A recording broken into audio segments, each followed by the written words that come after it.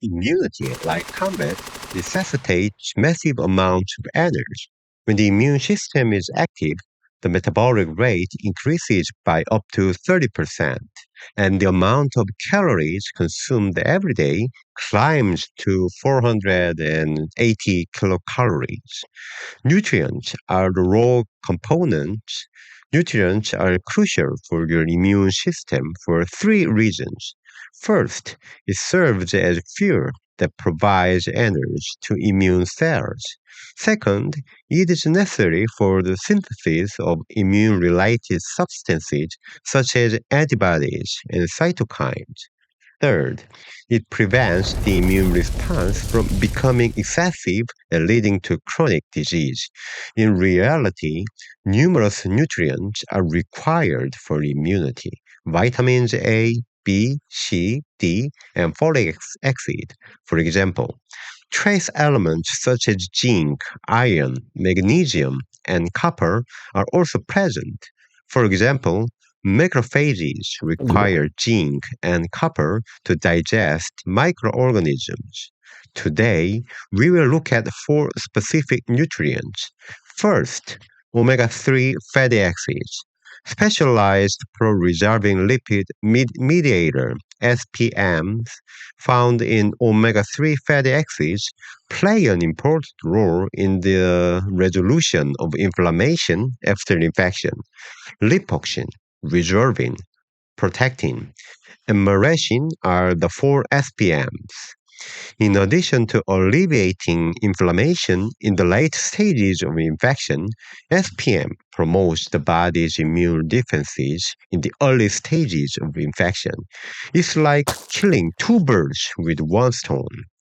SPM helps fight against a wide range of infectious diseases, including influenza A, AIDS infection, human papilloma virus, tuberculosis, periodontitis, E. coli infection, and malaria. Furthermore, omega 3 fatty acids prevent the embers of chronic disease by promptly extinguishing the fire of acute inflammatory responses generated by infection. Alzheimer's disease, atopic dermatitis, diabetes, cardiovascular disease, and chronic arthritis are just a few of the chronic diseases that omega 3 fatty acids can help avoid. The main sources of omega 3 are cold water fatty fish, such as salmon, mackerel, tuna, herring, and sardines, and plant oils, such as flaxseed oil, soybean oil, perilla oil, and canola oil, nuts and seeds, such as flaxseed, chia seeds, and walnuts. Consuming blue-backed fish 2 to 3 times a week to supplement omega 3 fatty acids is a good way to keep the recommended omega 3 to omega 6 ratio. Eat plenty of leafy vegetables like Brussels sprouts and kale, which contain plant based omega 3 fatty acids. The second nutrient is iron. There is evidence that anemic patients are 4 times more prone to get COVID 19 infection. If you have anemia, you must treat it as soon as possible. It is, however, through diet rather than supplements. This is true for the majority of nutrients. Iron can be obtained through plants such as lentils, spinach, and pistachio, as well as from meat. It is suggested that you consume at least 3 servings of meat every week. There is a body that aids in iron absorption, vitamin C. Citrus fruits, berries, peppers, and tomatoes are high in vitamin C. There is something to be cautious of here.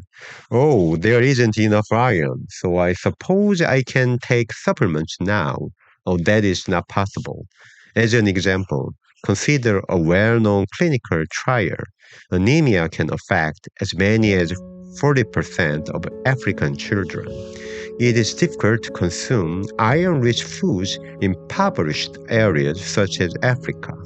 As a measure of alleviation, you may be able to administer vitamins.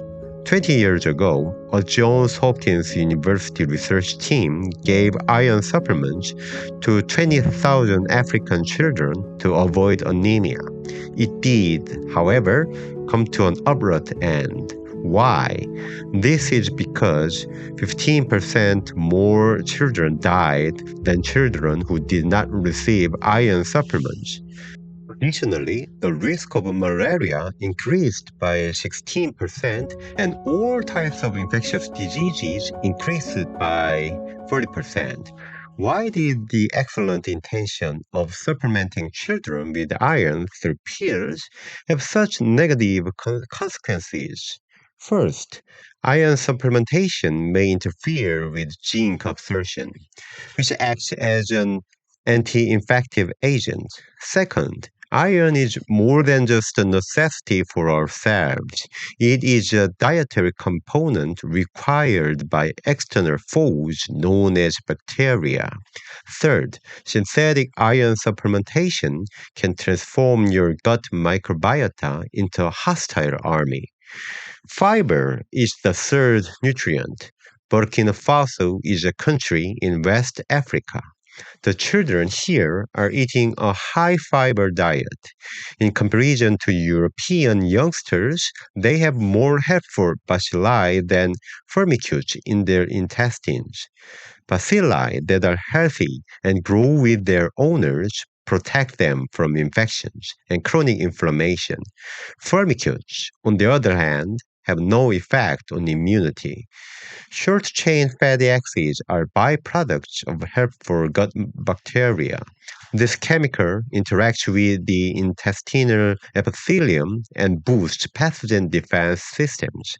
When it comes to fiber, the more you consume, the better. It can be found in foods such as cereals, seaweed, vegetables, and fruits.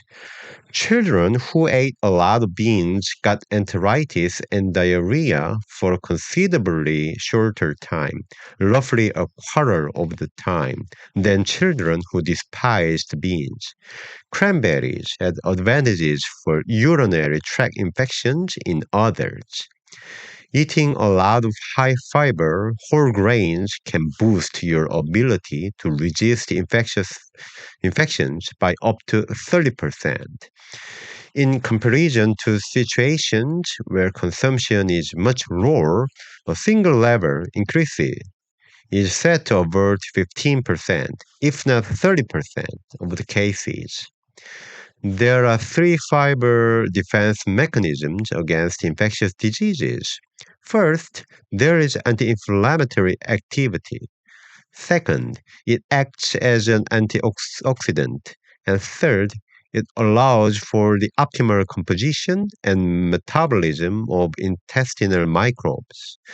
The fourth nutrient found in plants, phytochemical, is also an important dietary component in the battle against infection.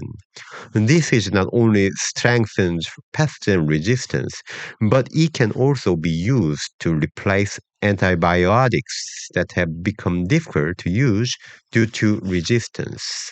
Phytochemicals found in cruciferous vegetables such as broccoli and cabbage are especially beneficial to immunity. White blood cells will be unable to reach the disease's location if phytochemicals are deficient. The soldiers are unable to gather on the battlefield and appear to be dormant.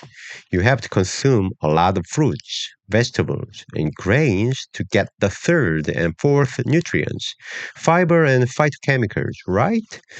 Sun Tzu wrote in The Art of War, "Don't hope war doesn't come, but prepare for it when it comes." The most fundamental strategy to prepare for infection is to consume nutrients that boost your immune.